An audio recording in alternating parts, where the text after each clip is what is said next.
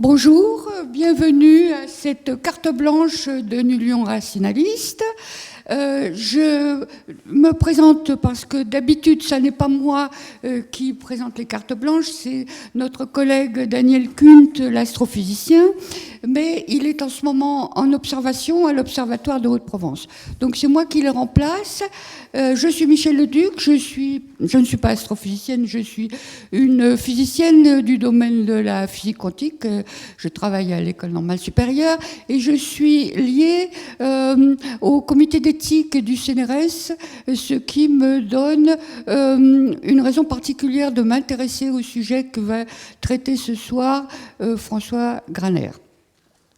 Donc, un petit mot tout de même pour ceux qui ne sont peut-être pas membres ou qui ne connaissent pas bien l'Union rationaliste, parce que cette conférence attire peut-être d'autres personnes du public qui ne connaissent pas bien l'Union rationaliste. Donc, je voudrais vous dire un petit mot de l'Union rationaliste pour commencer.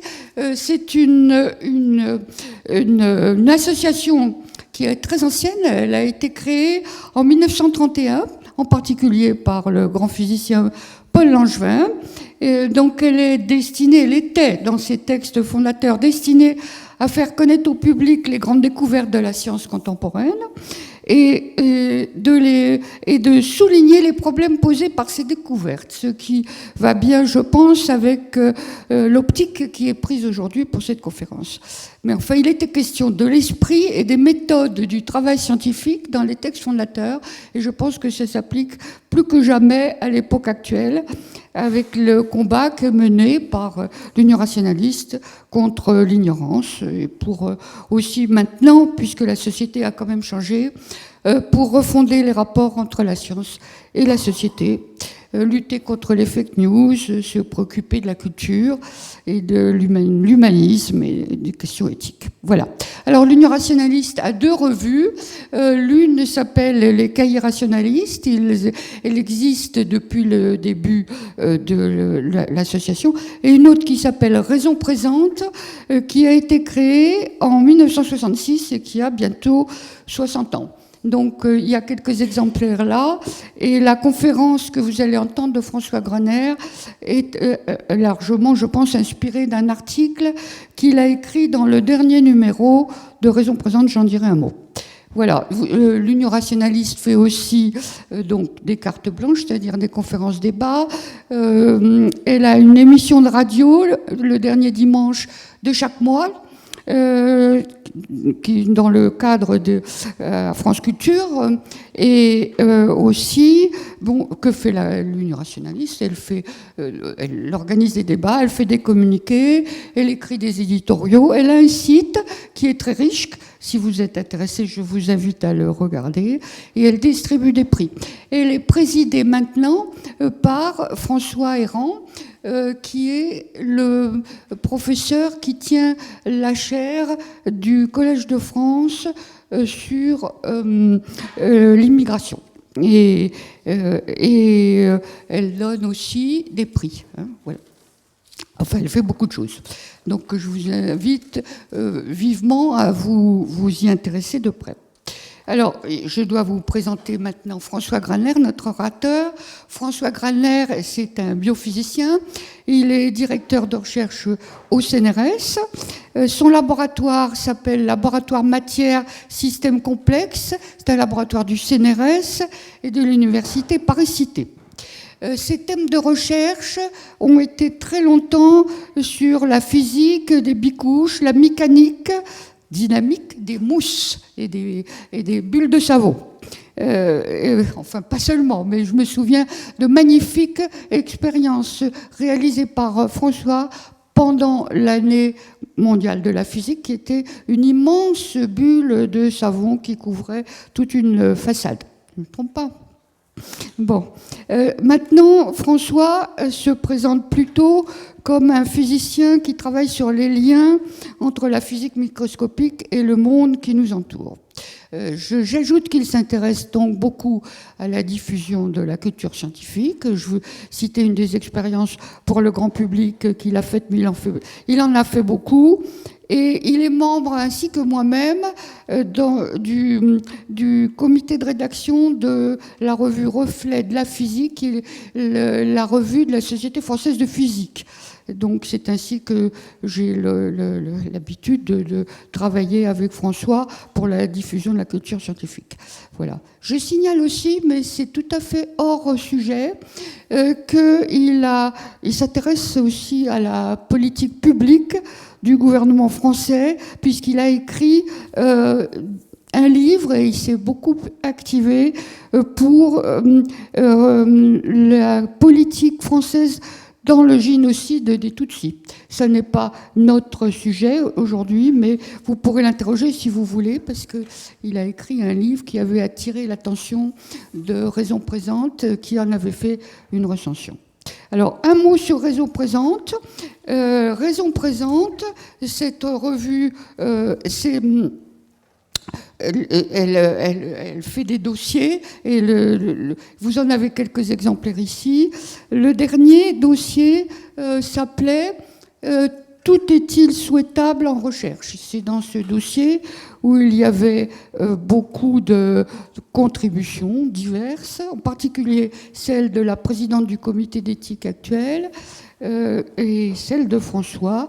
Et donc, je pense que ce que François Graner va nous développer va recouper un certain nombre des articles plus particuliers qui sont dans cette revue. Voilà.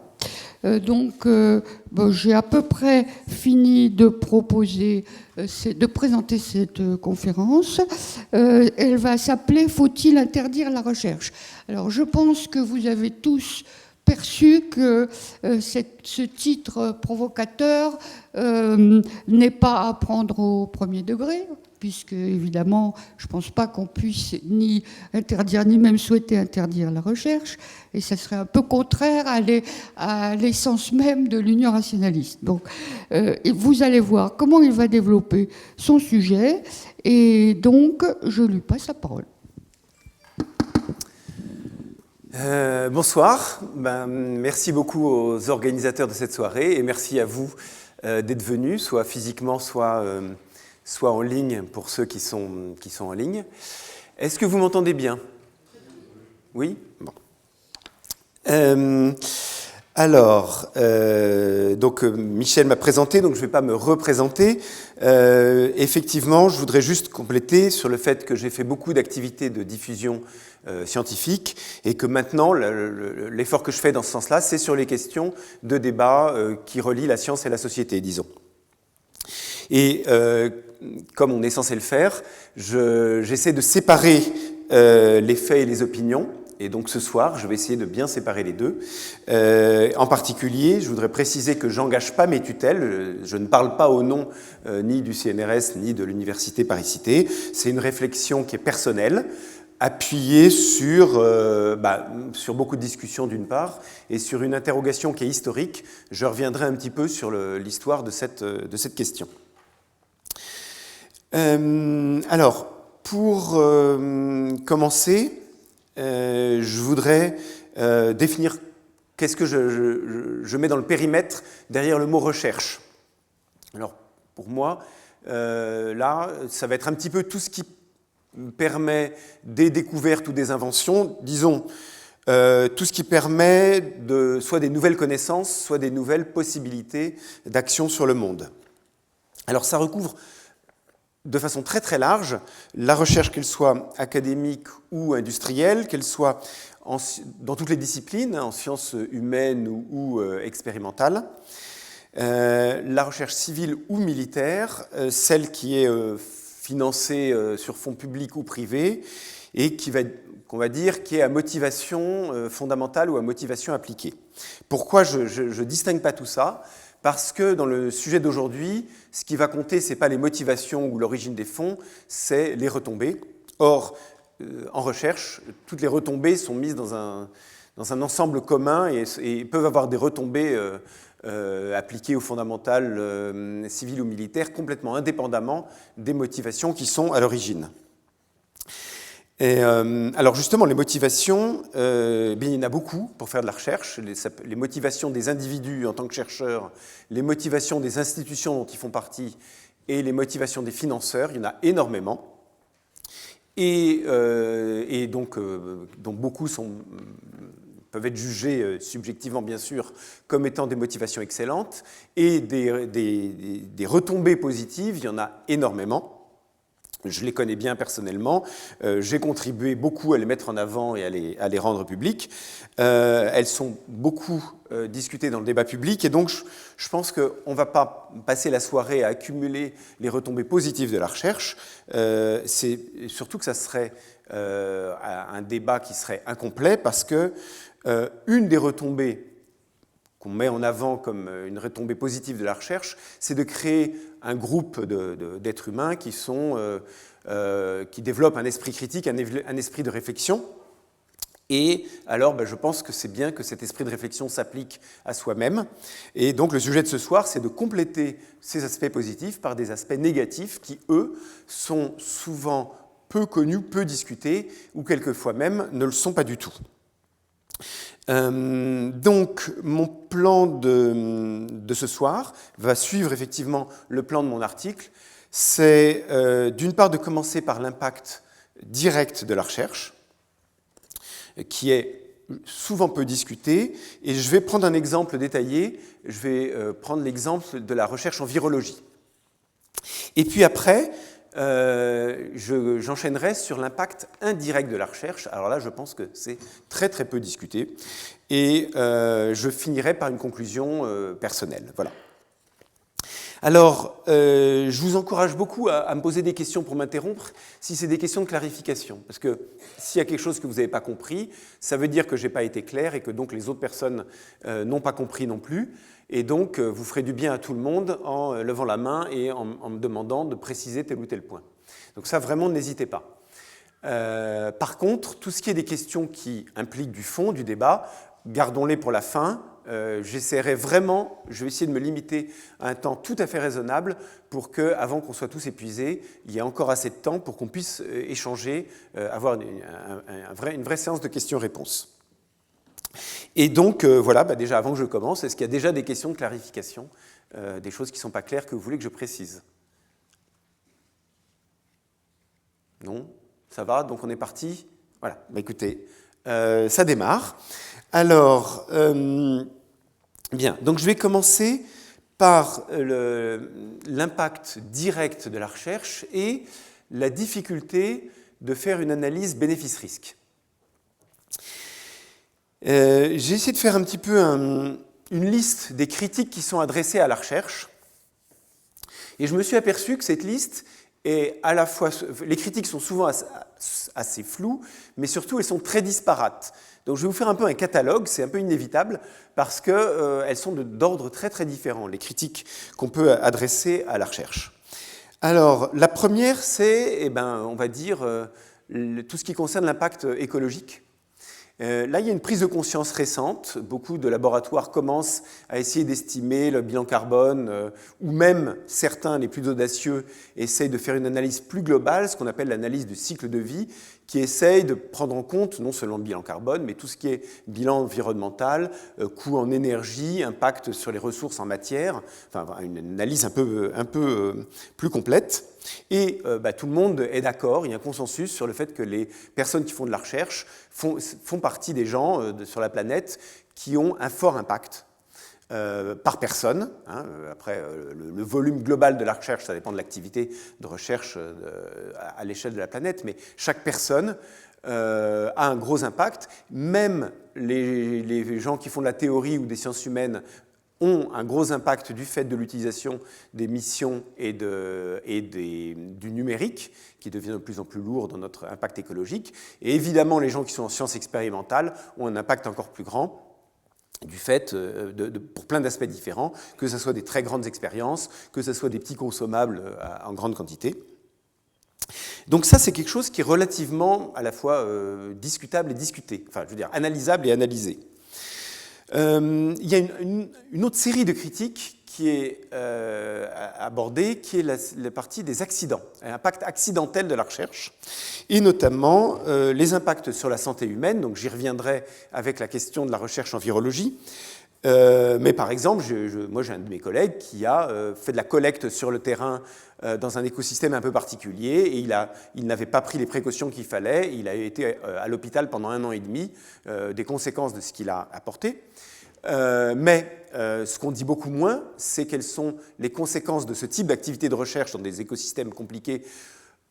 Qu'est-ce que les chercheurs apportent comme pathogène à l'écosystème en question. Lui-même, si c'est contaminé, il a très bien pu apporter des bactéries ou d'autres pathogènes nouveaux dans cet écosystème, et là, on est incapable de l'analyser, ce genre de choses. Alors, toujours dans les accidents, mais d'une nature très très différente, il y a des gens qui imputent à la recherche les conséquences des activités industrielles dont la taille ou l'impact ont été permis par les progrès de la recherche. Alors typiquement, les explosions, comme l'explosion de Bhopal ou l'explosion du port de Beyrouth, ou bien les marées noires, les marées de plastique, tout ça, ce sont des accidents industriels, mais dont certains disent qu'ils n'auraient pas eu lieu s'il n'y avait pas eu un siècle ou quelques siècles d'activité de recherche en amont. Ensuite, il y a toute une catégorie de critiques qui adresse le côté militaire. Alors, c'est d'ailleurs la source de cette question, hein, du point de vue historique. Elle a été posée dès la Première Guerre mondiale à cause de l'utilisation de la chimie, et avec un point de départ peut-être qu'on peut dater, qui est le conflit dans le couple entre Clara Immerwahr et Fritz Haber. Donc elle-même a désapprouvé l'utilisation des recherches chimiques de son mari et du fait qu'il dirigeait des attaques au gaz sur le front ouest puis sur le front est, et elle s'est suicidée à ce moment-là. Mais juste après la Première Guerre, la question du rôle de la chimie et de la recherche en chimie a été posée par l'historien Jules Isaac, et j'y reviendrai un petit peu. La Deuxième Guerre, évidemment, a posé la question de l'utilisation du nucléaire, du projet Manhattan, et la question « faut-il arrêter la recherche ?» a été posée directement à Oppenheimer, le père de la bombe atomique. Ça lui a été posé peu après la Deuxième Guerre, et lui, il a répondu que non, il ne fallait pas l'arrêter, parce que ce n'était pas moral de l'arrêter, mais la question a bel et bien été posée, et puis elle a été reprise à plus grande échelle par beaucoup de gens pendant la guerre froide, en particulier au début des années 1970, et ça a été popularisé notamment par le mathématicien Grothendieck, qui a fait des conférences, des articles sur la question. Et alors, un dernier aspect, dans le catalogue que je fais des critiques qui sont adressées à la recherche, c'est les conséquences sociales ou sociétales. Et là, il y en a beaucoup, très variées. Par exemple, si je vous cite quelques exemples, la création de nouvelles drogues sans cesse et des drogues de moins en moins chères, toutes les questions d'utilisation de la psychologie ou de la sociologie pour manipuler l'individu via la publicité, par exemple. Il y a le fait globalement que la recherche sert à la compétition et donc augmente les inégalités entre ceux qui ont accès à la recherche et ceux qui n'ont pas accès, par exemple. Et puis, d'autres personnes mettent en avant la question, par exemple, de l'utilisation du diagnostic avant la grossesse ou pendant la grossesse, qui aboutit à une création de normes, entre guillemets, sur les individus ou sur la société, sur le type d'humanité qu'on est en train de créer. Alors, voilà pour cette espèce de catalogue des critiques qu'on peut adresser à l'impact, aux retombées de la recherche. Et la question après, c'est est-ce qu'on est capable de faire une analyse bénéfice-risque ? C'est-à-dire, dans beaucoup d'activités de la vie quotidienne, soit à titre individuel, soit en tant qu'institution, on prend des décisions et pour ça, on estime qu'est-ce qu'on attend comme retombée positive, qu'est-ce qu'on attend comme risque possible et est-ce qu'on peut pondérer, mettre en balance l'un et l'autre. Et toute la noblesse des décisions politiques, au sens noble, hein, c'est de dire on met en balance des arguments qui sont de nature très très différente et on essaie de prendre une décision la plus, on va dire, sensée possible, prenant en compte tous les aspects humains et autres. Bien. Or, je pense que dans le cas de l'activité de recherche, cette analyse bénéfice-risque, elle n'est pas faisable, elle n'est pas valide, pour au moins 3 raisons de fond, liées aux spécificités de l'activité de recherche. Alors, la première, c'est que les bénéfices sont beaucoup moins faciles à anticiper. Du fait qu'on crée de la nouveauté, eh bien, on ne sait pas très bien, par exemple, les gens qui ont développé, je prends des exemples du XXe siècle, les lasers ou les semi-conducteurs, étaient incapables de prévoir toute l'utilisation qu'on en fait actuellement. Et par exemple, l'ensemble de l'électronique et du numérique découle actuellement des inventions liées aux semi-conducteurs et dont beaucoup étaient très largement imprévisibles actuellement. Donc je pense qu'en particulier, les gens qui les ont créés ne pensaient pas que la première application, ça serait la diffusion de vidéos de chats, par exemple, à travers la planète. Ensuite, les risques aussi sont beaucoup moins faciles à anticiper. D'abord parce qu'ils sont flous, comme j'ai dit, ils sont très disparates, mais aussi ils sont nouveaux. Par définition, les risques du fait qu'on crée de la nouveauté avec la recherche, les risques qui se créent sont nouveaux. Et donc, on ne peut pas faire l'outil essentiel de l'analyse bénéfice-risque, c'est l'extrapolation du passé pour définir des probabilités et des amplitudes de risques. Et ça, on ne sait pas le faire pour la recherche. Et notamment, c'est un des obstacles auxquels se heurtent les compagnies d'assurance, parce que les compagnies d'assurance, leur métier, c'est d'extrapoler le passé. Et ça, pour la recherche, eh bien, elles sont face à un mur qui est fondamental, qui est une absence de faisabilité. Et puis, même la comparaison ensuite, imaginons qu'on sache faire l'analyse des bénéfices et l'analyse des risques, les mettre en balance est beaucoup plus compliqué pour la recherche que pour d'autres activités. D'abord parce que ça ne touche pas du tout les mêmes personnes, très souvent. Les inconvénients et les avantages ne touchent pas les mêmes personnes. Bon, ça, c'est classique pour beaucoup d'activités peut-être, mais là, pour la recherche, si je prends par exemple de la recherche en agronomie, typiquement, les petits agriculteurs et les gros agriculteurs ne vont pas être impactés de la même manière par les retombées de ce qui est développé. Les lieux, vous avez les endroits, les zones géographiques qui vont bénéficier de résultats de la recherche ou celles qui vont être impactées ne vont pas être les mêmes nécessairement. Si vous avez des recherches sur les batteries, vous allez impacter positivement le développement des voitures électriques et donc la pureté de l'air dans des métropoles des pays riches. Par contre, vous allez impacter l'extraction du lithium et donc les mines, par exemple au Chili. Et puis, surtout, ça s'applique à des époques différentes. Et donc, nous, on bénéficie encore des retombées de la géométrie grecque, enfin des recherches de la géométrie grecque ou de l'optique arabe au Moyen-Âge ou des nombres complexes à la Renaissance. Et donc, tout ça, si vous faites du fait qu'on peut avoir des retombées encore des siècles après, si vous faites une analyse bénéfice-risque, est-ce que vous devez la faire à l'échelle de quelques semaines, auquel cas, vous allez avoir très peu de retombées positives et négatives, parce que la recherche en a peu généralement à l'échelle de quelques semaines. Est-ce que vous l'avez faite à l'échelle de quelques années? Est-ce que vous la faites à l'échelle de quelques siècles? Voilà, ça c'est un problème qui est donc fondamentalement difficile à poser.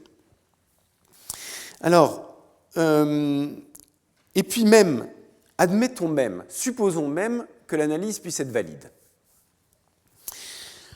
Eh bien, un des problèmes liés à la recherche encore, c'est qu'on n'a pas de rétroaction. C'est-à-dire qu'on n'est pas capable de dégager de l'information permettant de rétroagir sur la recherche en temps utile. Par exemple, on n'a pas d'indicateurs, de bons indicateurs pour déterminer si des résultats de recherche sont considérés comme bénéfiques ou ne le sont pas.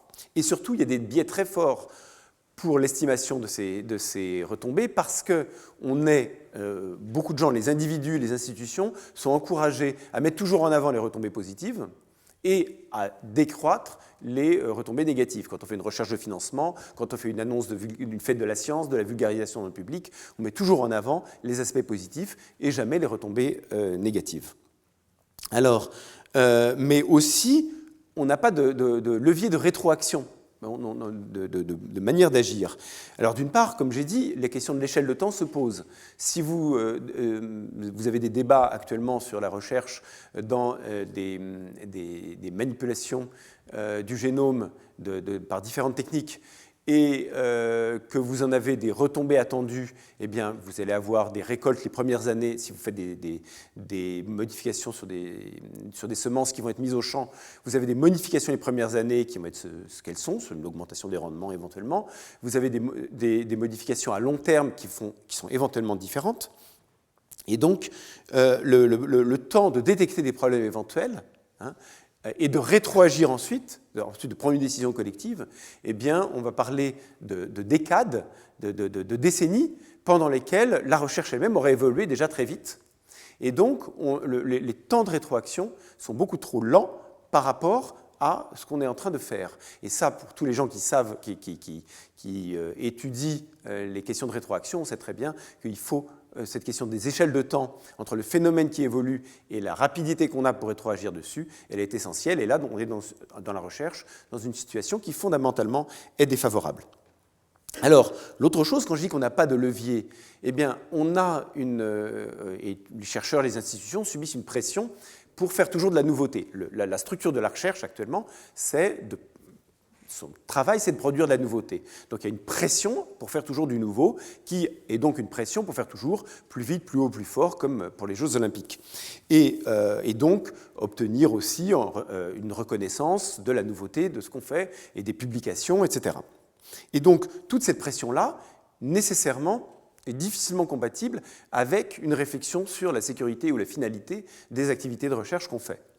On n'a pas de levier équivalent comme on peut avoir sur une entreprise. Alors les entreprises ne sont pas vertueuses par essence, elles ont une fonction qui est de faire du profit.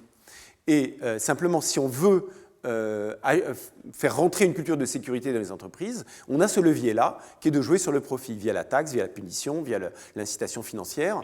Par exemple, l'industrie nucléaire a dû intégrer plus la sécurité dans ses modes de pensée quand le coût restant à charge d'un opérateur après un accident nucléaire a été multiplié par 10. Ça a eu un effet plus dissuasif, donc plus de choses à intégrer dans les réflexions sur la sécurité. On n'a pas du tout ça pour les chercheurs.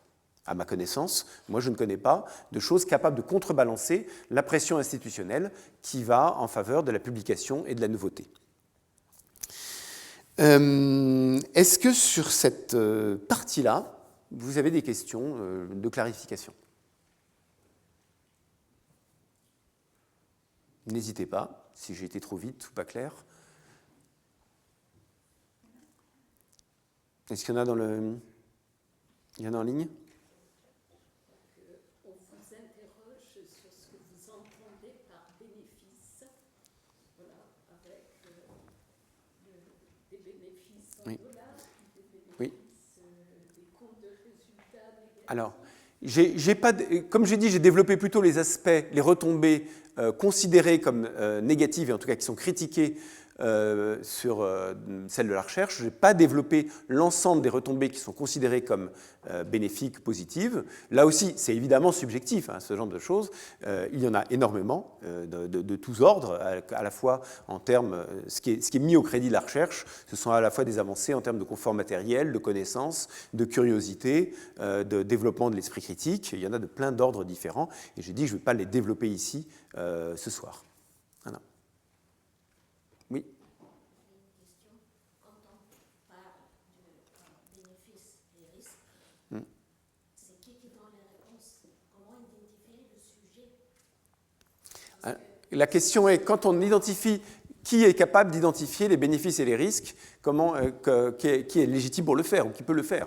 Eh bien, là, je pense que j'ai essayé d'exprimer des choses qui s'expriment dans les débats de société, et je pense qu'actuellement, il n'y a pas une entité qui est chargée de dire ce qui est bénéfique ou ce qui ne l'est pas. Et surtout que c'est une question de l'opinion, donc c'est nécessairement, l'opinion c'est le domaine du subjectif. Mais après, et par exemple, typiquement le militaire, il y a beaucoup de gens qui considèrent que les retombées militaires de la recherche sont positives, et il y a beaucoup de gens qui considèrent que c'est des retombées négatives. Ça, c'est typiquement un sujet de clivage. Après, quand on parle, peut y avoir, quand on parle du développement de la curiosité, par exemple, ou de l'émerveillement, beaucoup de gens s'accordent pour dire que c'est positif. Et puis, des cas très négatifs, voilà, quand on parle de manipulation, manipulation des individus, beaucoup de gens, sauf ceux qui en tirent directement profit, ont tendance à cataloguer ça dans les aspects négatifs. Donc voilà, la subjectivité, elle est plus ou moins partagée. Voilà. Oui ? Quand vous dites qu'il n'y a aucun levier de régulation existant pour contrebalancer cette pression à faire de la nouveauté, il y a quand même, alors, est-ce qu'ils sont efficaces, je ne sais pas, mais de plus en plus des comités d'éthique. Alors là, on rentre dans une question de débat, donc si vous voulez bien, je garde cette question sur la fin. Ce n'est pas une question de clarification. Mais la question était, est-ce qu'à défaut de levier de régulation, est-ce qu'il y a des instances comme les comités d'éthique qui peuvent intervenir? Donc là, je reprends la question pour après. Oui, oui. Alors là, on reprend. Gardez votre question pour tout à l'heure. Oui, est-ce qu'il y en a d'autres? Ou je continue? Oui. Voilà, qui intervient en disant, mais je crois que c'est la suite de ce qui est plus haut, qu'il y ait eu parfois des moratoires, par exemple en recherche génétique. Alors typiquement, là on rentre aussi dans des questions de fond, donc je préfère garder la question pour après, si vous voulez bien la noter. Voilà.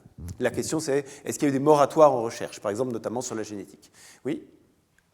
Donc je continue? D'accord. Alors, j'ai dit que je développerais comme exemple la recherche en virologie. Et je vais prendre comme point de départ ce que nous a appris le Covid-19. Et qui est... il nous a appris en particulier deux choses.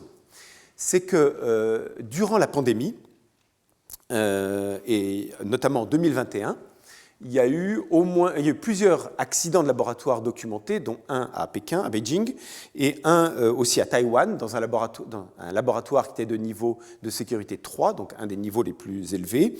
Une chercheuse qui s'est fait mordre par une souris contaminée, donc ça a été à deux reprises d'ailleurs, 15 octobre et 19 novembre 2021, et ça a été la deuxième fois. Ça a été très documenté, le labo a été sanctionné, la personne aussi, et puis ça a été, les causes et les conséquences de l'accident ont été bien documentées. L'autre chose que nous a appris la pandémie, c'était qu'en 2022, donc le 17 octobre, on a eu une publication par le laboratoire NIDL de l'Université de Boston, donc c'était en pleine pandémie et en pleine ville, d'un laboratoire qui a combiné le variant Omicron avec le variant initial de Wuhan. C'est-à-dire, le variant initial de Wuhan était très létal, le variant Omicron était très contaminant, mais tout le monde avait dit « ouf, heureusement, il est contaminant, mais il n'est pas très létal ». Or, justement, ce labo de recherche a combiné les deux pour avoir un virus qui est à la fois contaminant comme le Omicron et létal comme Wuhan, comme la souche de Wuhan, et ils ont testé ça sur des souris, ils étaient ravis de voir qu'ils avaient 80% de létalité sur les souris. Donc, ce que nous a appris le Covid, c'est qu'à la fois, les accidents de laboratoire existent, même en pleine pandémie, quand des gens sont censés savoir que le virus sur lequel ils travaillent est dangereux et peut avoir des conséquences ravageuses, et qu'en même temps, des chercheurs créent des combinaisons de virus qui sont plus dangereuses que chacun des virus initiaux séparément. Et l'idée de ce type de recherche qui est vendue pour promouvoir ce type de recherche sur des créations de virus plus dangereux, c'est de dire il faut qu'on se prépare à pouvoir travailler sur des vaccins. Et le problème, c'est que ce type de promesse existe depuis 2011, et ce type de recherche est mise en avant depuis 2011, sans jamais avoir tenu ses promesses, puisque c'est aussi une des leçons de la pandémie de Covid-19, c'est que ce n'est pas de là qu'est venu les vaccins, c'est pas du fait que des gens avaient eu des catalogues de tous les virus possibles, parce que ça c'est évidemment impossible, vu la grande variabilité des virus. On ne peut pas se préparer en fabriquant des virus à avoir en stock tous les vaccins possibles contre tout ce qui arrive, et c'est plutôt une capacité de réagir rapidement qui a été mise en avant. Donc, alors maintenant, je voudrais partir aller non plus sur la question de la pandémie, mais la question de l'origine de la pandémie.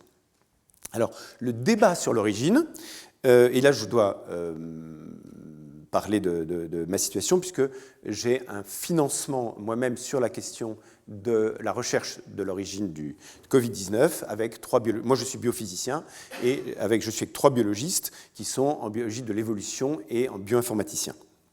Alors, où en est le débat actuellement? Essentiellement, il y a deux consensus clairs dans la communauté, c'est qu'il y avait un lointain ancêtre du virus du Covid-19, enfin du SARS-CoV-2, qui était chez des chauves-souris dans des grottes karstiques tropicales d'Asie du Sud-Est, hein, à la frontière de la Chine, du Laos et d'autres. Et puis, l'autre consensus, c'est que l'épidémie s'est étendue à Wuhan en fin 2019. Alors, il y a trois sous-questions qui, elles, restent complètement ouvertes, qui sont comment le virus s'est transporté sur plus d'un millier de kilomètres, comment la séquence a évolué d'une séquence infectant les chauves-souris à une séquence pouvant contaminer les humains, et où et quand et comment s'est passée la première contamination humaine. Et sur ces trois questions-là, il y a des interrogations qui est que ça a pu avoir lieu en liaison avec une activité de recherche ou pas. Voilà. Et donc il y a trois débats sur les liens possibles de la recherche et de l'origine du Covid-19. Alors le débat est toujours en cours, hein, il n'y a aucune preuve ni réponse tranchée sur aucune de ces trois questions. La France est active sur ce débat et je pense que je peux saluer ici le fait que, par exemple, le CNRS en 2020 et l'Académie de médecine et Sorbonne Université en 2023 ont été trois lieux de débat sur cette question, qui est donc toujours ouverte.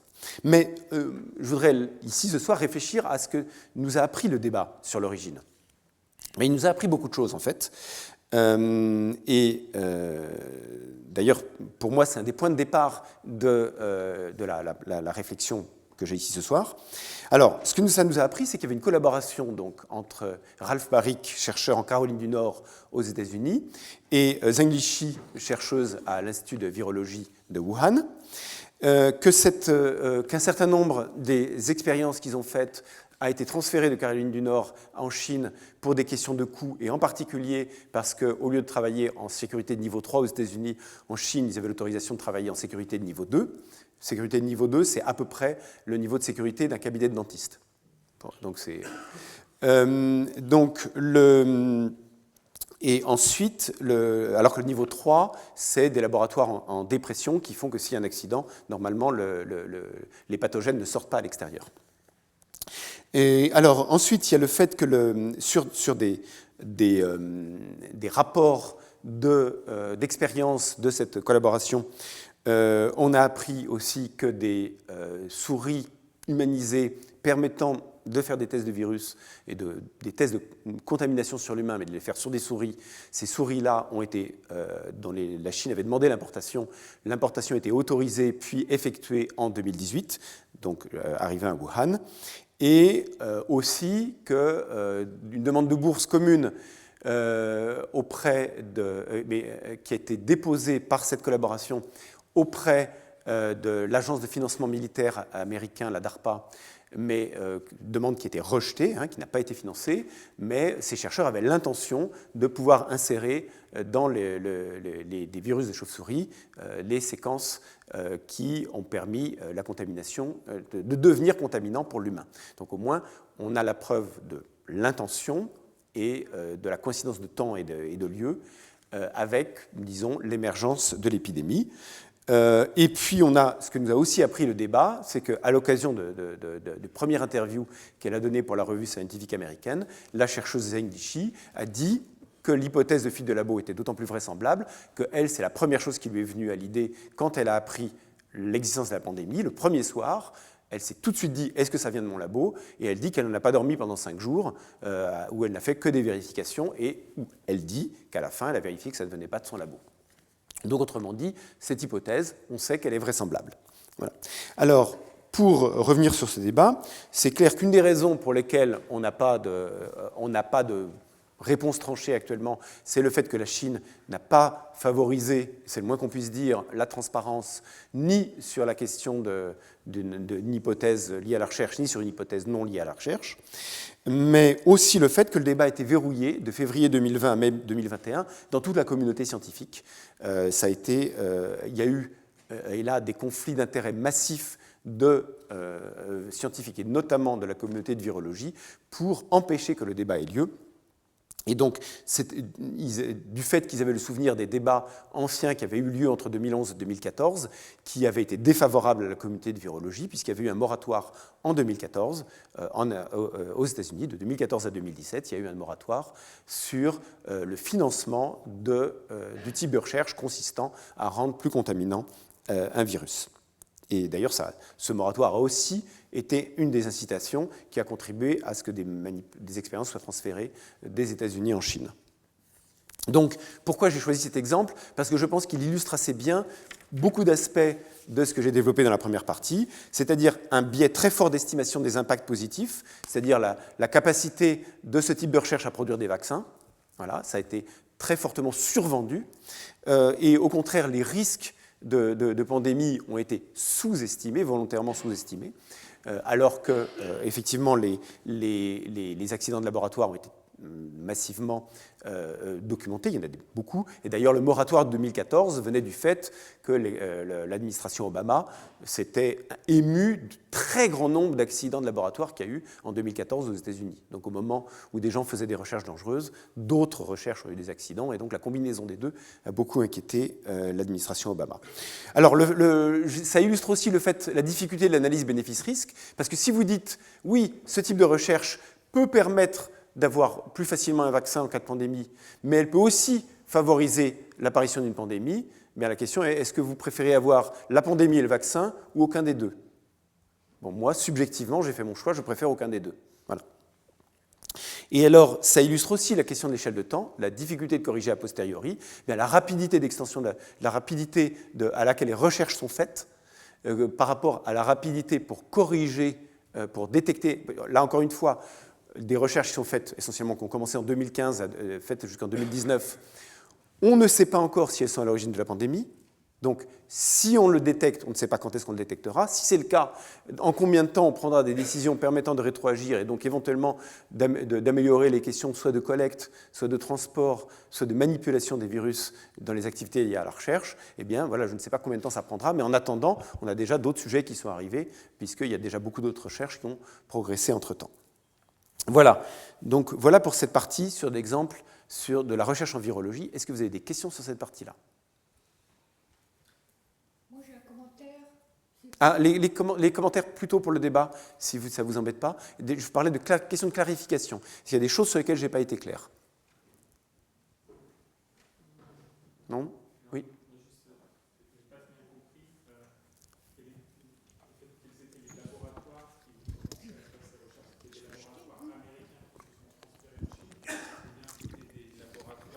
Alors, en 2011, c'est des laboratoires européens et américains qui ont commencé à faire des recherches sur la grippe aviaire, qui touchait les oiseaux de façon massive, qui est très dangereuse pour les oiseaux, mais qui ne touchait pas les êtres humains.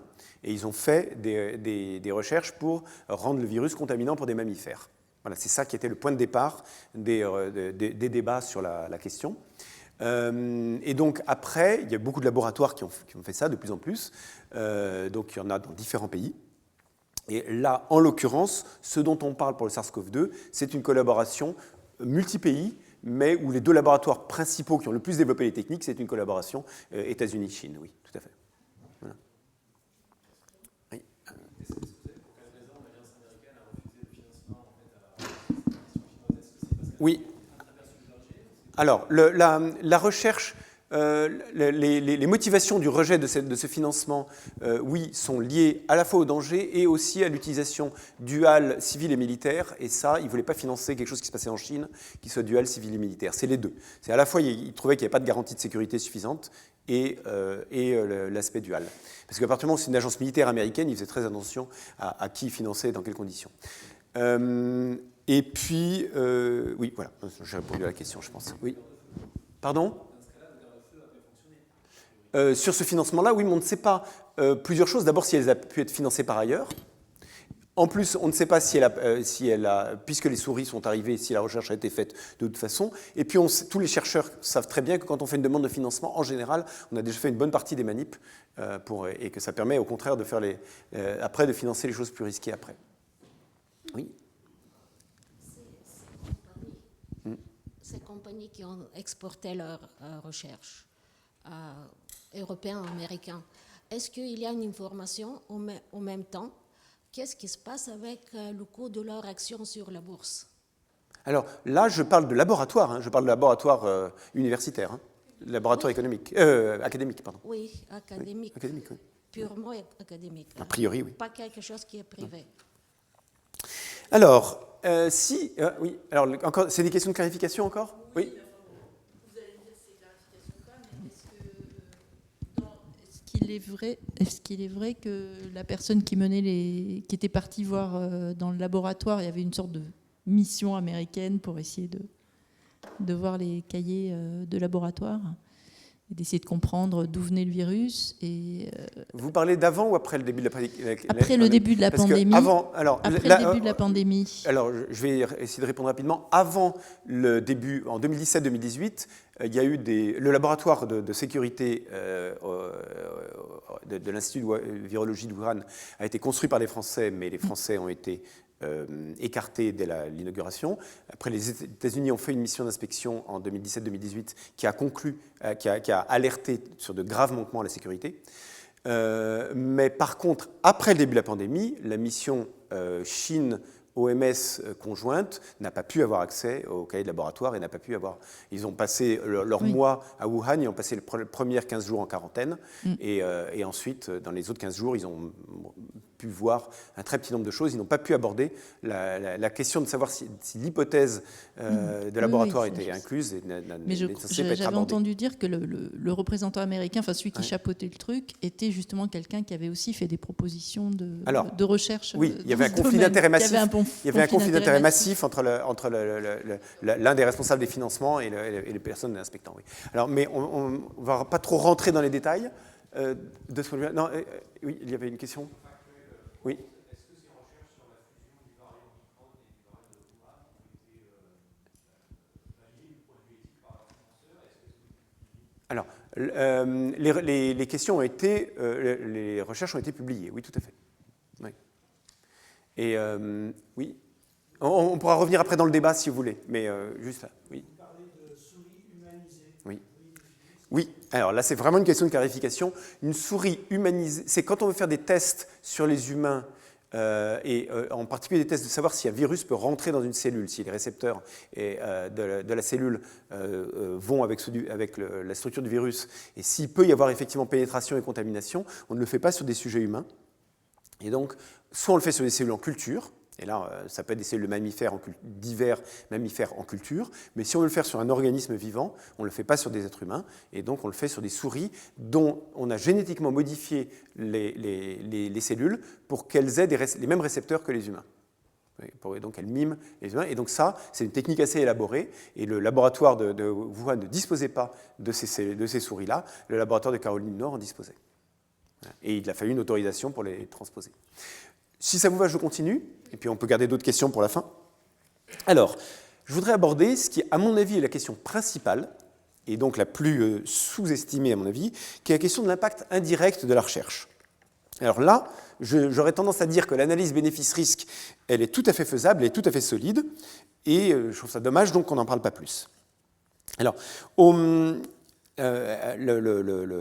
la question est quand même mise dans le débat public par des groupes dits technocritiques. En France, il y a par exemple le groupe Pièces et Main-d'œuvre ou le groupe Grothendieck et quelques autres qui font le lien entre l'activité de recherche et la volonté de puissance.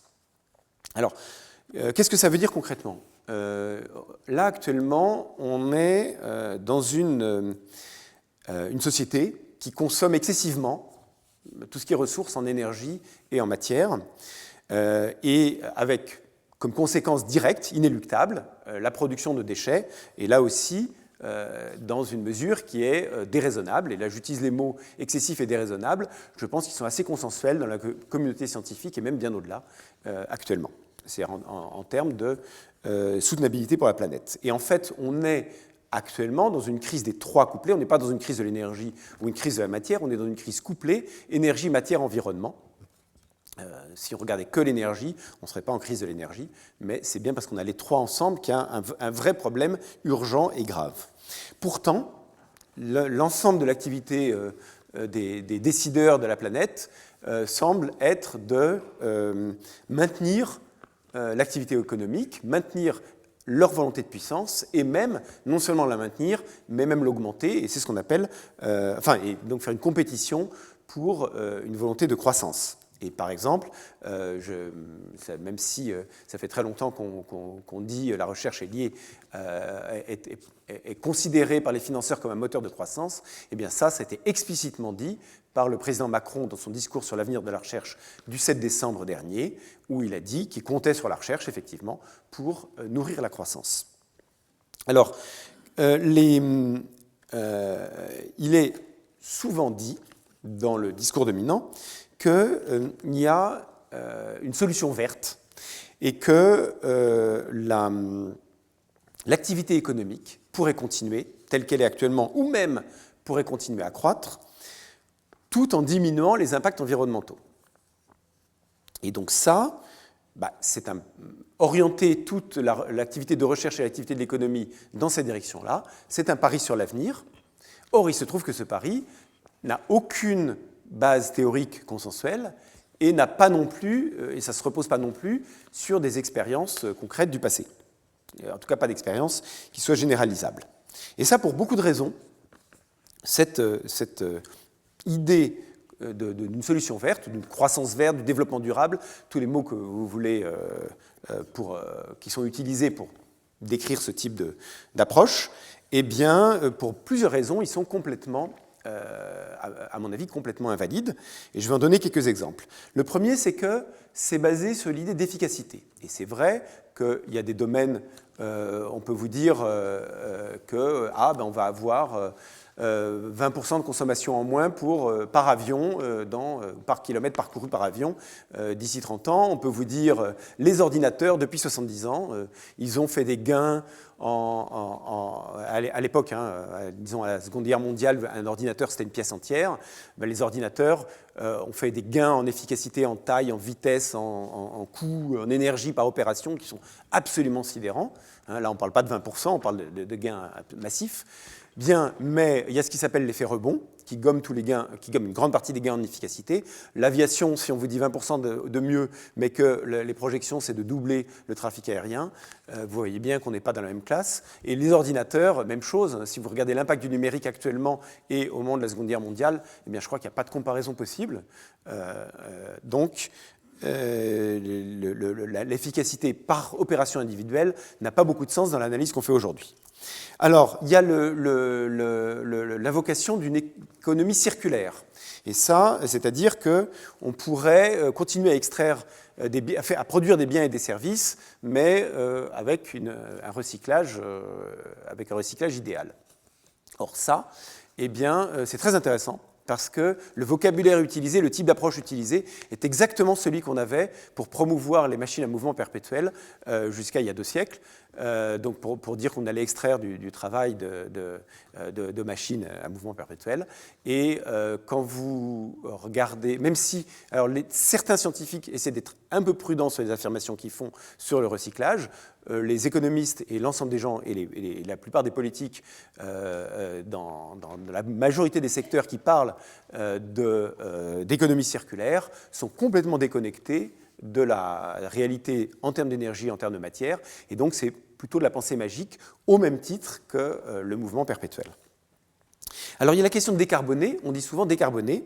Alors déjà, ramener la croissance verte, dite verte, à décarboner, ça veut dire qu'on a ramené toute la question de l'empreinte environnementale et des coûts en énergie et matière à juste une question qui est celle du climat, et on a ramené le climat uniquement à la question du gaz carbonique. Donc c'est une réduction très très forte. Alors évidemment, si on se ramène à ça, c'est beaucoup plus facile. Se ramener à limiter les émissions de carbone, c'est plus facile que de diminuer complètement l'empreinte environnementale. Alors, en plus, d'autant plus que très souvent, on ne parle pas de décarboner toute l'industrie, mais on parle de décarboner que l'énergie, et même quelquefois on parle que de décarboner l'électricité. Mais bon, ça dépend des discours. Donc un des exemples de ça, on dit qu'il faut passer toute la voiture, tout le transport en électrique. Ça c'est typiquement quelque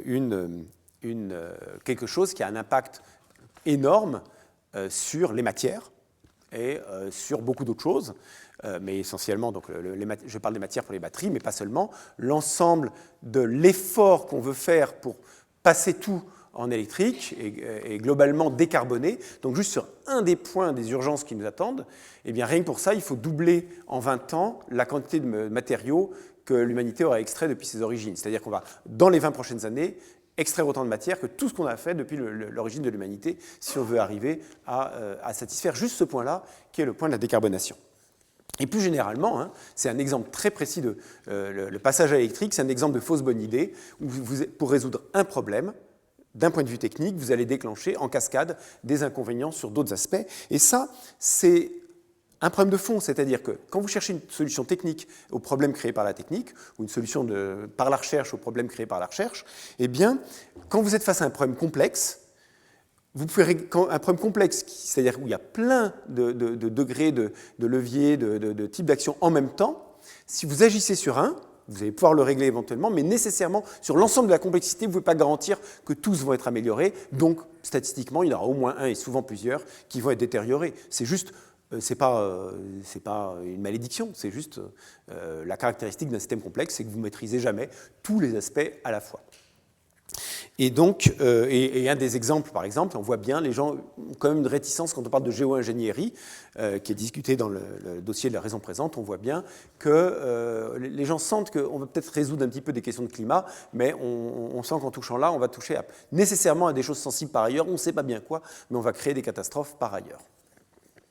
Alors, quel rôle peut avoir la recherche là-dedans ?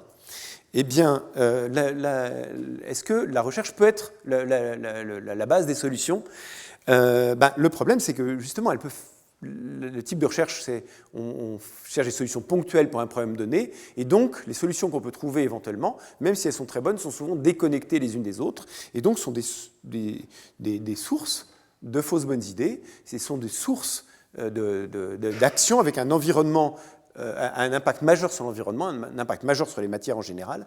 Et en plus, les différentes solutions que prône la recherche sont souvent en compétition entre elles. C'est-à-dire que vous regardez un dossier entier sur les questions d'énergie, ou alors où vous allez avoir une solution pour telle chose, une solution pour telle chose, une solution pour telle chose, vous apercevez que les solutions prônées, elles ne sont pas compatibles entre elles.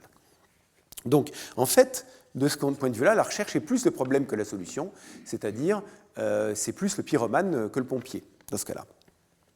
Alors, est-ce que la recherche peut fournir par ailleurs des outils d'analyse ?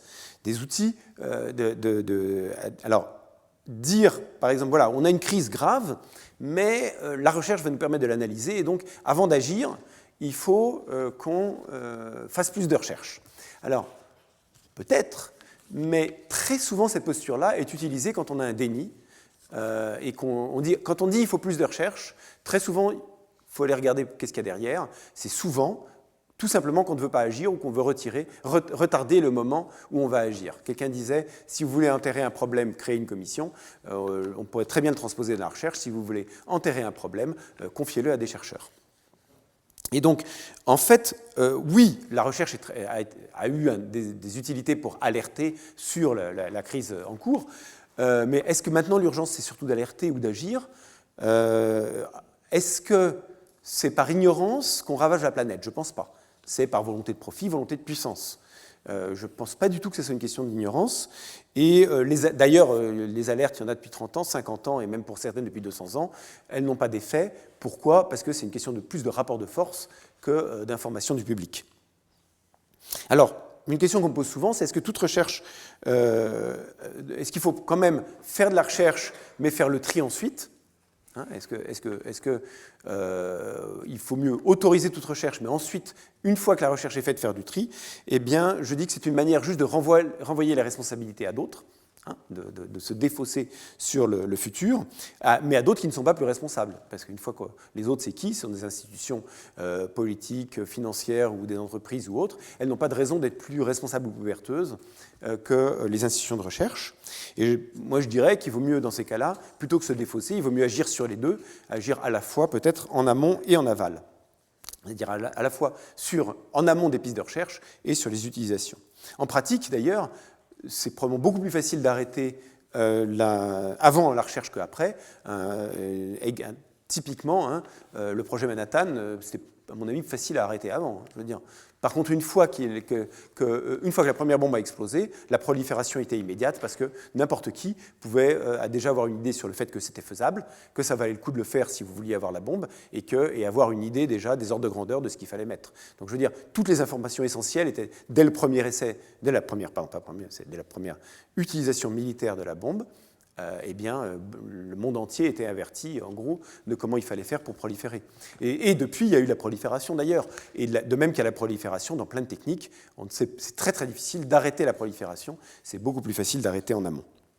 Alors, c'est d'ailleurs ce que disait déjà l'historien Jules Isaac, dont j'ai parlé, en 1922, dans son texte qui s'appelle « Le paradoxe de la science homicide », où il dit « La responsabilité des scientifiques, elle est aussi lourde que celle de parents qui laissent un pistolet chargé à la portée d'un enfant. » Et alors, pardon ? Oui, je vais conclure. J'en ai pour moins de 5 minutes pour conclure, mais je vais m'arrêter d'abord avant pour savoir s'il y a des questions de clarification sur cette partie d'impact indirect.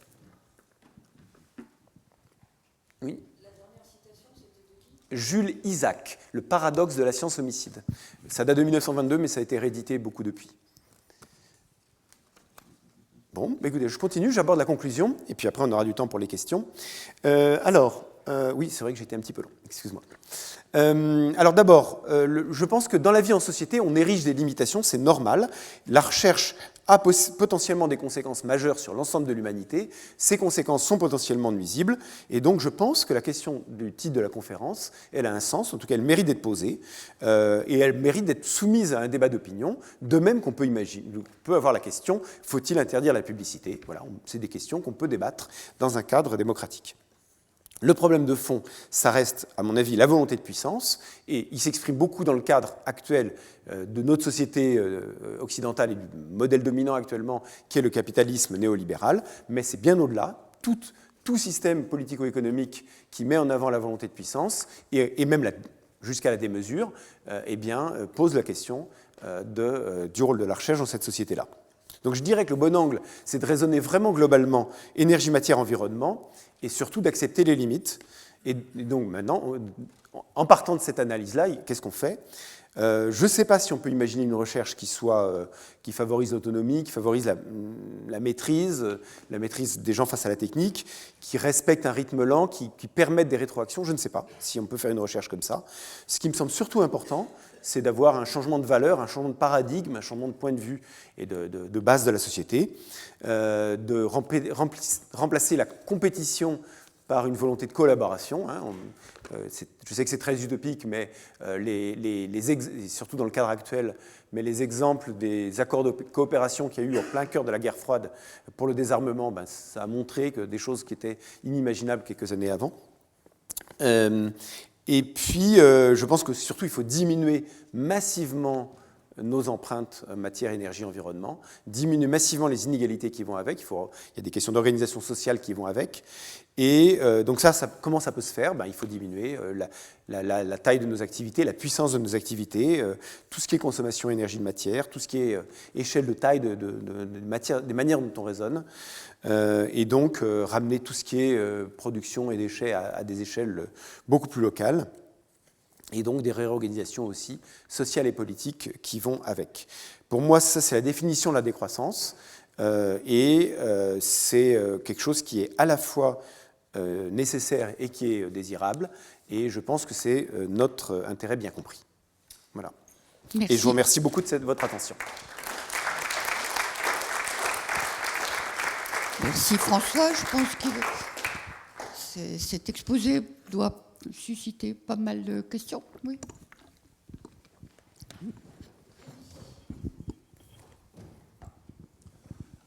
Bonjour, merci Jacques Bordet.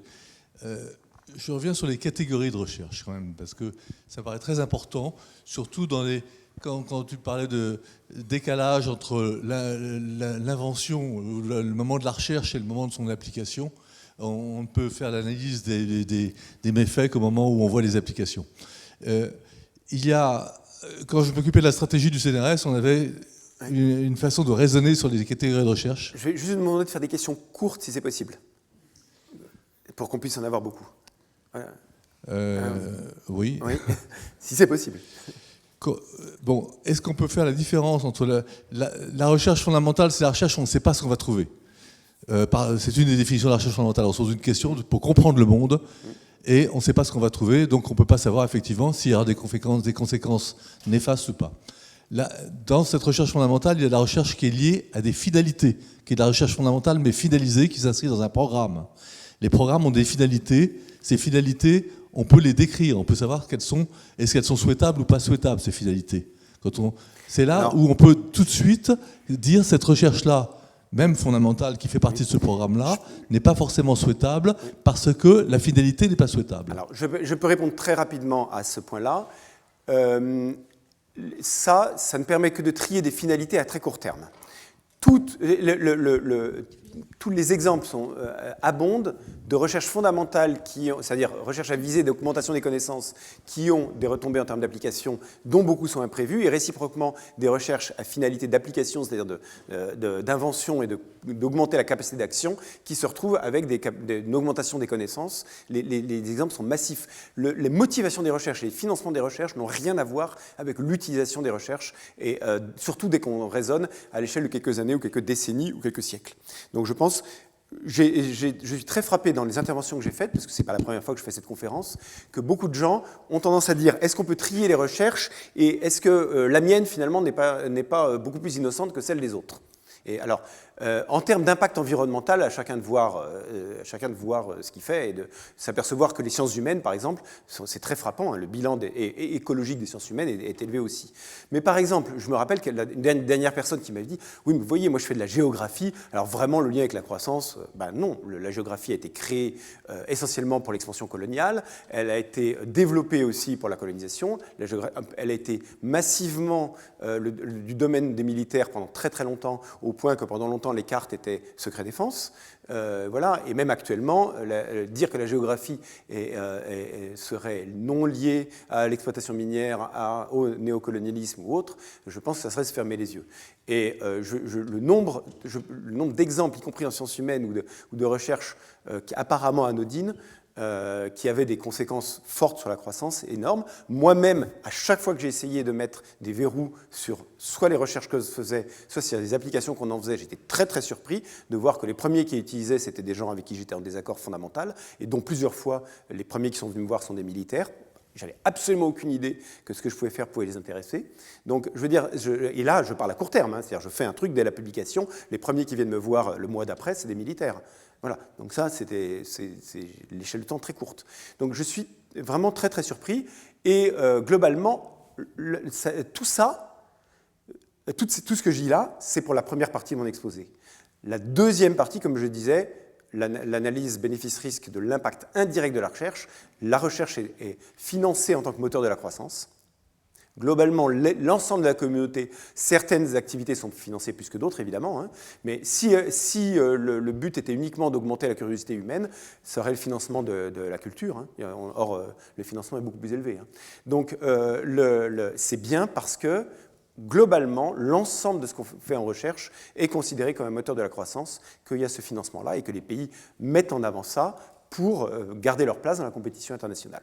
Donc ça, je pense que c'est vraiment un raisonnement global qui concerne toutes les activités de recherche, et je mets les miennes dedans.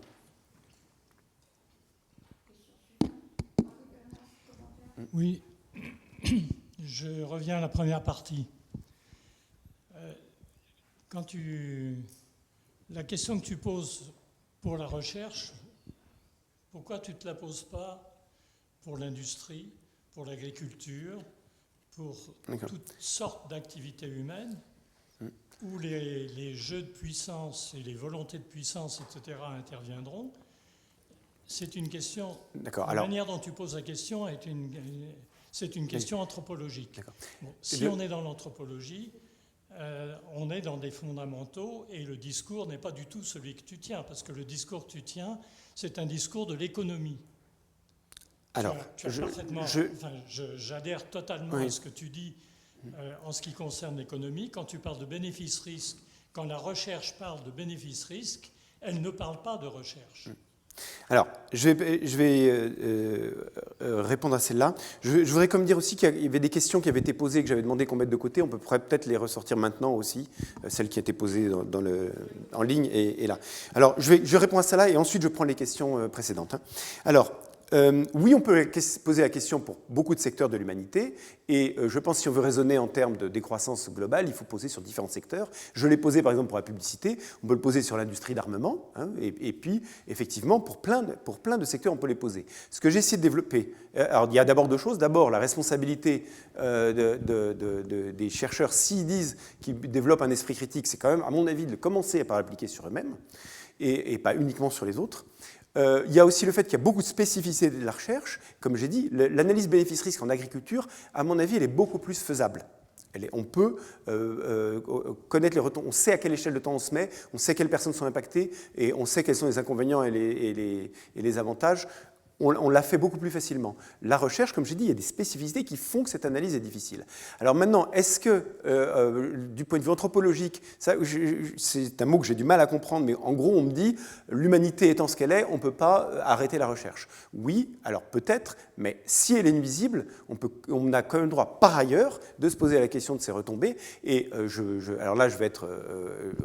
de même que la publicité, on va dire, oui, mais ça, c'est tellement ancré, la volonté de communiquer, de se mettre en avant, qu'on ne peut pas l'interdire. Mais si, la publicité a été interdite dans beaucoup de systèmes, beaucoup d'époques, dans beaucoup de cas. C'est une volonté politique de l'accepter ou de ne pas l'accepter. Et il y a beaucoup d'activités nuisibles, même qui sont ancrées dans la nature humaine, typiquement le crime, ou la violence, qui sont réprimées par la vie en société parce qu'on décide que leurs conséquences sont plus nuisibles que le fait de laisser libre cours aux pulsions humaines. Donc on peut aussi imaginer de la recherche à petite échelle où chacun en fait chez soi. Là, je parle de recherche institutionnelle, évidemment, de recherche à échelle collective. Donc je pense que la question, même si du point de vue anthropologique, quel que soit le sens qu'on met derrière ce mot, on ne peut pas empêcher les êtres humains d'être curieux, je pense que la question de savoir si l'activité de recherche est bénéfique à l'humanité ou pas est une vraie question de toute façon. Voilà, je pense. Est-ce qu'on peut prendre les autres? C'était quoi les autres questions alors? Donc il y avait, quand vous parliez de possibles freins ou régulations de cette pression à la nouveauté, à l'oublier, tout ça, Oui. et je me posais la question des comités d'éthique. Alors, voilà. Alors les régulations actuelles, enfin, pour lesquelles on a des exemples, c'est les régulations des comités d'éthique, les autorégulations des scientifiques et les moratoires. Voilà, c'est les trois catégories un peu de ce qu'on dit. Les autorégulations des scientifiques, en particulier il y a eu la fameuse conférence d'Asil-Omar, au moment où les premières manipulations génétiques ont commencé à apparaître, où les scientifiques sont réunis globalement pour se demander s'il fallait s'autoréguler, et ils ont abouti à un dénominateur commun qui était très très minimal en termes de limitation. Le moratoire, il y en a eu, il y a eu des exemples. Le moratoire, par exemple, 2014 aux États-Unis, eh bien, il avait quand même quelques caractéristiques. D'abord, de ne pas interdire les expériences, mais juste interdire que les nouvelles expériences soient financées sur fonds publics. C'est-à-dire qu'on pouvait continuer les expériences en cours, on pouvait les continuer si elles étaient financées sur fonds privés, ou on pouvait les continuer si elles ne demandaient pas de nouveaux financements. Donc c'était vraiment très très limité. Et il y avait quand même une commission qui était chargée de dire oui ou non, on finance ou pas. Et cette commission-là, dès que Trump est arrivé au pouvoir, les scientifiques ont fait pression auprès de lui pour rogner les ailes de cette commission, pour qu'elle devienne purement consultative, pour que son périmètre soit réduit. Et depuis 2017, le moratoire a été vidé de sa substance, c'est-à-dire qu'il n'a plus du tout eu d'effet, il n'y a plus d'expérience dont le financement a été interrompu pour ça. Donc ça, c'est une chose. Les comités d'éthique, bon, je parle sous le contrôle de personnes plus compétentes que moi, pour moi, c'est très clair que la question des comités d'éthique, il y a l'échelle de temps. C'est-à-dire entre le temps d'une recherche et le temps qu'un comité d'éthique se prononce et le temps que ces recommandations prennent effet, et c'est effectivement grand. Et puis le problème aussi, c'est que même si, une fois que vous avez une recherche qui est faite, il suffit qu'une personne rompe le consensus, discrètement dans son coin, pour qu'il y ait prolifération.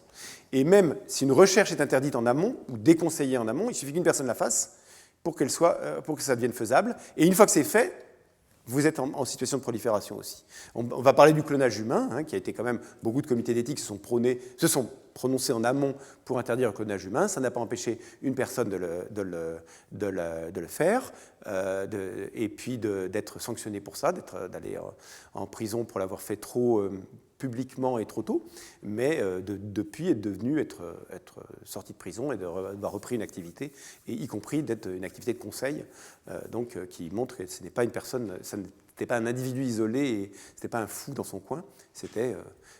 Donc il y a quand même une question de quelle est la marge et l'efficacité à long terme des comités d'éthique. Alors évidemment, s'il n'y en a pas, il y a évidemment beaucoup moins de régulation et beaucoup moins de limites. Donc, mais il y a à peser l'effet des comités d'éthique. Il y avait...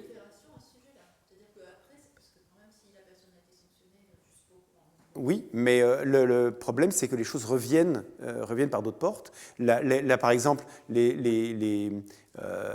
au niveau c'est au niveau de l'ONU que les questions d'éthique ont été discutées, et la question du clonage a été considérée comme déconseillée et non pas formellement.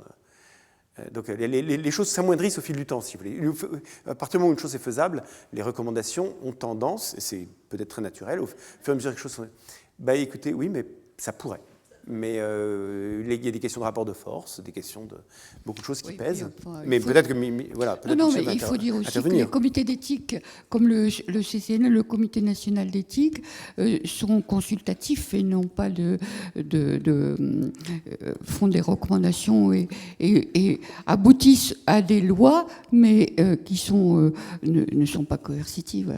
Donc, ce que je voulais dire aussi, c'est que dans les projets, par exemple les projets européens, ils passent de la censure devant des experts d'éthique qui donnent ou non une approbation éthique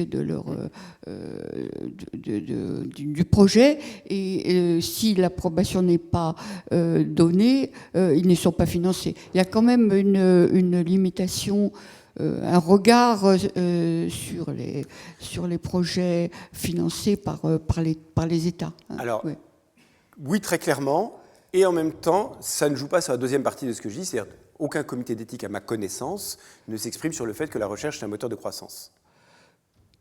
Oui, enfin bon. Parce que ce n'est pas le domaine du comité d'éthique. C'est pas du domaine du comité d'éthique. Les comités d'éthique, comme par exemple celui du CNRS que je connais et qui continue à travailler sur ces questions, puisqu'il y a un article de la présidente du comité d'éthique, Christine Waville, dans le numéro 2, Raison présente dont on parlait, ils ont une réflexion et ils font des commentaires et des recommandations, mais ils n'ont aucune possibilité d'agir, et ils sont écoutés ou pas, bien sûr. Voilà. Bon, on va peut-être passer à d'autres questions. Il y avait une autre question en ligne. C'était quoi la question en ligne? Sur les moratoires. Là, j'ai un peu répondu. Voilà. Peut-être, oui. Oui. Il y a une question en ligne aussi tu peux répondre rapidement. Tu parles des bénéfices-risques de la recherche, mais en fait, tu parles plutôt des bénéfices-risques des applications de la recherche. Et les applications de la recherche, ça n'est pas la même chose que la recherche. Oui. Bon, effectivement, c'est très difficile, je suis d'accord, c'est très difficile de distinguer la recherche en elle-même des applications de la recherche. Mais disons, si la recherche étant une activité consistant à produire au minimum des articles avec chaque fois du contenu nouveau, bien au moins, ce qui est dans ces articles, ça c'est au moins la production directe de la recherche. Voilà. Donc après, effectivement, on peut dire où est-ce qu'on met la limite de qu'est-ce qui est de la recherche et qu'est-ce qui est des retombées de la recherche. Et comme je vous ai dit, quand on parle des accidents industriels, quand on met les accidents de Bhopal ou de Beyrouth au passif de la recherche, effectivement, c'est assez loin, parce que ce n'est pas directement une retombée de la recherche. C'est une retombée du système techno-industriel qui a été possible par des activités de recherche. Oui. Question. Je reviens sur les questions. Tu disais, on ne parle que de recherche publique, mais je crois que c'est un peu naïf de dissocier les recherches publiques de ce qui se passe avec les grosses boîtes industrielles qui font en fait quelque part bénéfice du retombée de la recherche et qui en leur retour peuvent avoir la main quelque part pour orienter la recherche d'une telle manière qu'après, il y a des retombées qui rentrent dans les... on génère des bénéfices pour des personnes, donc des bénéfices personnels. Alors, je n'ai pas dissocié les deux, a priori recherche publique et recherche privée, en particulier parce que les retombées, elles sont là aussi souvent dans des pots communs. Il y a beaucoup de recherche fondamentale qui a été faite dans des cadres privés et réciproquement. Donc, je pense, et quand on parle de recherche moteur de la croissance, c'est tout ce qui est effectivement, on peut dire tout ce qui est recherche et développement. Hein, ça, non, mais il y a une question que je voudrais quand même mettre au clair. On voit depuis un certain moment que les lois du marché rentrent d'une façon très présente et directe dans ce qui est la recherche fondamentale. Oui. Alors, et ça, c'est quelque chose qu'il faut se poser la question. Je pense que le cadre du capitalisme néolibéral augmente la compétition, la volonté de puissance, la volonté de croissance et tout ce qui est démesure. Hein. Mais ce que je voudrais dire, c'est que ça ne se limite pas, et il ne suffirait pas de sortir du capitalisme néolibéral pour sortir de ce problème-là. Il y a plein... la volonté de puissance, elle préexistait, elle est dans d'autres systèmes politiques et économiques, et donc c'est l'ensemble de la volonté de puissance qu'il faut remettre en cause, et pas seulement le cadre actuel de ce point de vue-là. Voilà. Une autre question ? Alors, c'est ce que j'ai essayé d'évoquer un peu dans ma conclusion, c'est-à-dire la décroissance, c'est-à-dire un changement complet de cadre de point de vue, c'est-à-dire une volonté de collaborer pour l'amélioration du système à la fois politique, économique et environnemental, et donc une diminution des inégalités, une diminution complète de notre empreinte, et donc ça veut dire des réductions massives de nos activités, à la fois de leur taille, de leur puissance, etc. Donc c'était un changement complet de point de vue. C'est pas ce qu'on nous vend comme transition écologique ou transition énergétique, à mon avis, est plus une aggravation qu'une solution. Voilà. Alors, il y a plusieurs choses. Le fait, il y a la question, est-ce que c'est utopique? Est-ce qu'il y a des exemples passés? Et à quels obstacles ça se heurte? Alors je vais commencer par les obstacles, à quoi ça se heurte. Pour moi, l'idée de croissance verte, et a fortiori l'idée de croissance continue dans un monde fini, se heurte à des obstacles physiques. Alors que l'idée de décroissance se heurte à des obstacles humains. Et les deux sont difficiles à surmonter, mais les obstacles physiques, ils ne sont pas négociables au sens, les lois physiques sont difficiles à négocier au Parlement. C'est pas, alors que changer une société humaine, des exemples de sociétés humaines qui ont changé radicalement, soit de façon progressive, soit de façon rapide, il y en a beaucoup dans l'histoire. Donc des exemples de changement de société humaine, il y en a. Des exemples de renversement des lois physiques, beaucoup moins. Voilà. Donc je pense qu'il faut, ça c'est une donnée du problème. Donc après maintenant, est-ce que c'est utopique? Oui. Comment se sont passés les changements rapides dans le passé? En général, par la conjonction de choses, à la fois de préparation d'un terrain préexistant et d'un accélérateur de l'histoire quel qu'il soit. Et donc, encore une fois, des évolutions rapides ou brutales, en général, c'est la conjonction des deux. Donc c'est sûr que si on ne prépare pas les questions de décroissance, on risque d'avoir des choses subies qui peuvent être fortement désagréables une fois que la croissance verte aura montré toutes ces conséquences défavorables. On risque d'avoir... Alors la question c'est, est-ce que la classe dominante des pays dominants envisage plus facilement la fin du monde ou la fin de son confort matériel? Voilà. Et donc, effectivement, peu de gens vont être prêts à diminuer. Et les efforts de décroissance doivent venir des gens qui ont le plus et qui consomment le plus actuellement, et qui tiennent le pouvoir, qui ne sont pas prêts à le lâcher, et qui ont des outils de maintien, pour se maintenir au pouvoir qui sont très forts. Donc, effectivement, la réponse ne peut venir qu'en termes de changement de rapport de force. Mais ceci dit, c'est déjà arrivé dans le passé. Alors, donc oui, des changements qui paraissaient utopiques. Vous regardez, je ne sais pas, moi, il y a quand même beaucoup de systèmes qui, 2 ans avant de basculer, personne n'était capable de prédire le basculement. Ça, c'est quand même très, très courant dans l'histoire. Et alors maintenant, est-ce que ce basculement peut se faire vers la décroissance? C'est encore une question très, très différente. Est-ce qu'il y a des exemples de systèmes qui se sont auto-limités? Alors, il y a beaucoup plus d'exemples de systèmes qui se sont auto-limités que de systèmes qui ont fait une croissance verte. C'est-à-dire qui ont augmenté leur croissance économique en diminuant leur impact. Voilà, ça, c'est clair. Parce que ça, il n'y en a pas d'exemple. Il y a éventuellement des gens qui localement ont désindustrialisé, mais qui ont industrialisé ailleurs, hein, transféré les industries ailleurs. Donc au niveau de la planète, il n'y a pas d'exemple de croissance verte. Des exemples de décroissance, il y en a à plein d'échelles différentes dans le passé. Des exemples d'autolimitation choisie, il y en a énormément. Alors ça dépend, ça passe par un changement de culture, un changement de valeur. Et donc, d'ailleurs, je peux avoir j'ai une biblio. J'ai une biblio là-dessus. Alors, oui, je peux en donner à plein d'échelles différentes. À l'échelle individuelle, combien de gens, pour plein de raisons différentes, limitent leur consommation d'alimentaire, par exemple, font un régime alimentaire. Il y en a énormément, pour des raisons religieuses, des raisons esthétiques, des raisons de santé. Si votre médecin vous dit qu'il faut vous limiter, il y a des gens qui s'auto-limitent alors qu'ils pensaient qu'ils ne pouvaient pas. Des gens qui arrêtent de fumer alors qu'ils pensaient qu'ils ne pouvaient pas. Donc, au niveau individuel, psychologique, quand on a une limite qui devient quelque chose d'important, on le fait. Mais au niveau collectif, il y en a beaucoup. Un exemple que j'aime bien, par exemple, c'est l'interdiction des voitures sur les routes. En Suisse, dans certains cantons, jusqu'en 1928, les voitures individuelles étaient interdites sur les routes parce que les voitures collectives, tout ce qui était taxi, ambulance, était autorisé, les bus, mais pas de voitures individuelles. Et ils ont voté jusqu'à 10 fois. Et puis là, après, ils ont fini par céder sous la pression et à accepter les voitures individuelles. Donc on peut dire, une société qui décide que c'est plus bénéfique de ne pas avoir de voitures individuelles sur les routes, ça existe. Donc des gens qui décident de ne pas prendre l'avion, c'est un mouvement ou de ne pas manger de viande, c'est un mouvement qui devient massif actuellement, alors que vous l'auriez dit il y a 20 ans, personne ne vous aurait cru que ça viendrait. Donc des autolimitations de société, et la fourrure, c'est même aussi sur beaucoup de gens. Donc je veux dire, des exemples même à plus grande échelle. Le Japon qui, pendant 2 siècles et demi, décide d'arrêter de commercer avec l'extérieur, d'interdire les armes à feu et d'interdire un certain nombre d'activités, c'est un exemple, je ne sais pas si on peut parler d'autolimitation subie. Enfin, je veux dire, un pays qui refuse l'arme à feu alors qu'on lui propose cette technologie-là, bien c'est quand même un exemple qui mérite d'être réfléchi, analysé. Je ne sais pas si ça rentre dans le cas de la décroissance. Oui. Une question là. Une question peut-être qui vous est adressée. Mais j'ai beaucoup d'autres exemples comme ça, pardon. Oui.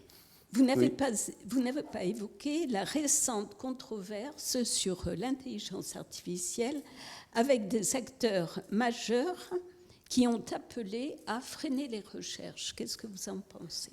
Oui, alors, oui, ça c'est un exemple assez paradoxal, puisque c'est les acteurs de l'intelligence artificielle qui ont appelé à freiner les recherches. Alors, on peut le prendre à plusieurs niveaux, cet appel-là, soit au premier degré, et de dire, vous voyez, il y a des gens qui sont capables d'appeler à l'autolimitation, même les plus démesurés peuvent appeler à l'autolimitation. On peut le prendre au second degré en disant, ils cherchent à faire une pause pour pouvoir s'assurer des parts de marché en investissant pendant ce temps-là. Il faut prendre de plein de raisons, plein de choses différentes. C'est juste le fait que, ce qui est quand même intéressant, c'est qu'on puisse avoir dans le discours dominant actuellement, puisque là c'est du discours dominant, une notion d'autolimitation. Voilà. C'est un exemple d'appel à l'autolimitation choisie. Et encore une fois, les choses sont complexes, hein, et sur ce cas-là en particulier. Mais évidemment, l'intelligence artificielle en elle-même fait partie de la démesure dont on parle actuellement, c'est-à-dire on ne parle que des possibilités que ça offre, on ne nous parle pas des retombées négatives et on ne nous parle pas de l'impact écologique majeur que ça a. Et là, en termes de numérique, ça c'est vraiment... c'est-à-dire, et donc, pas seulement de l'énergie, mais aussi, pas le bilan carbone, mais aussi très largement les matières et l'impact environnemental, c'est gigantesque. Voilà. Et donc, que les centres de serveurs soient en plein Paris ou qu'ils soient dans le Grand Nord, dans les deux cas, là aussi, ça se manifeste par quelque chose de très très matériel. Oui, alors je crois qu'il y avait une question là d'abord. Oui. Il faut donner la parole à Hélène Langevin, ancienne présidente de l'Union rationaliste, qui demandait à dire quelques mots par l'intermédiaire de... Et qui regrette de ne pouvoir, pour des tas de raisons, être là. Alors, elle vous dit qu'évidemment, il faudrait lire le titre de votre exposé, de votre conférence, au second degré. Mais la confusion que l'on entretient sur ce qu'est la recherche ou sur ce que veut dire le mot science est extrêmement dangereuse. De votre texte, celui de Raison présente, si on le prend au sérieux, la conclusion que l'on peut tirer est aussi qu'il faudrait mieux arrêter la recherche. Il sera lu aussi au premier degré par des citoyens de la société civile, s'il y en a dans nos contacts. Et la situation en ce est dangereuse. Donc, vous remarquerez que les scientifiques parlent de moins en moins, on leur donne de moins en moins la parole dans les médias, et que les scientifiques des sciences dures, comme on dit, tentent de moins en moins de la prendre dans les tribunes. Quant aux rares textes signés collectivement, ils traduisent plus la somme des exaspérations de chacun qu'autre chose. Après, plus précisément sur le contenu de votre intervention, je ne crois pas que l'on peut s'interroger sur la science ou la recherche sans préciser de quoi on parle, même si ce faisant, il faudrait accepter d'être un peu schématique. Toujours Hélène Langevin-Joliot, je le serais donc, et même ringarde, quand bien même chacun savait que les frontières entre catégories étaient loin d'être étanches, on distinguait recherche fondamentale, recherche appliquée, programme de développement technologique. On rangeait dans la première catégorie les termes de science et de connaissance ou de recherche fondamentale. Les connaissances se partagent et doivent être partagées. Elles constituent un patrimoine commun de l'humanité. Et la découverte ne se programme pas, elles émergent de la liberté du chercheur. Elles, c'est les connaissances. La science n'est ni bonne ni mauvaise, disait-on, ce sont les applications de la science qui le sont, celles justement qui devraient impliquer rationnellement la société au-delà de la science. Est-ce qu'on prend ça comme conclusion ou... Oui, mais tu peux commenter, tu peux... je ne sais pas, on a jusqu'à quelle heure? Parce que je pense que ça peut faire une très bonne conclusion. Si tu... Est-ce qu'il y avait encore une question? Je voulais juste faire un lien avec la démographie. Est-ce que vous croyez que décroissance est associée avec moins de monde sur la Terre? Alors, c'est une vraie question. La question majeure actuellement est la consommation par personne des plus riches, et d'un grand nombre des plus riches, qui inclut une grande partie de la classe moyenne des pays. Quoi ? Mais la question du nombre de personnes joue aussi, clairement. Et oui, la question de la limitation des naissances, par plein de méthodes différentes, y compris par l'éducation ou par la contraception et par d'autres méthodes qui n'ont pas d'inconvénients graves pour l'humanité, oui, c'est probablement quelque chose de très important. Mais alors, oui, en même temps, les limitations des naissances peuvent se faire de beaucoup de manières différentes, avec plus ou moins d'efficacité, mais tant qu'il y a une incitation nataliste en termes de compétition, comme on a actuellement et comme on a clairement dans notre pays, toutes les méthodes que vous pouvez développer, recherche ou par recherche, vont être largement inopérantes. Et actuellement, on est dans un contexte où il y a beaucoup de compétition démographique. Voilà, donc il faut aussi un accord de désarmement démographique, à mon avis, en priorité. Est-ce qu'il y a encore le temps d'une question? Une dernière question. Micro, s'il vous plaît, pour les internautes.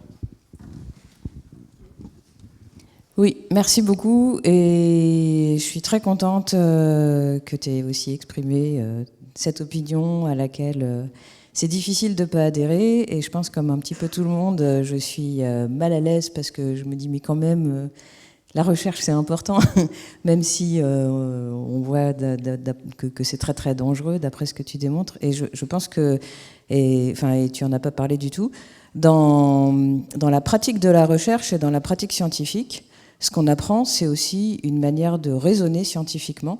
Et je ne sais pas où cette manière de raisonner scientifiquement peut s'apprendre ailleurs qu'il resterait l'enseignement si on abandonnait la recherche, mais que restera-t-il de l'enseignement quand on aura abandonné la recherche? Et peut-être, et je suis très contente que tu aies mis un mot aussi sur notre ennemi, la volonté de puissance, c'est vrai.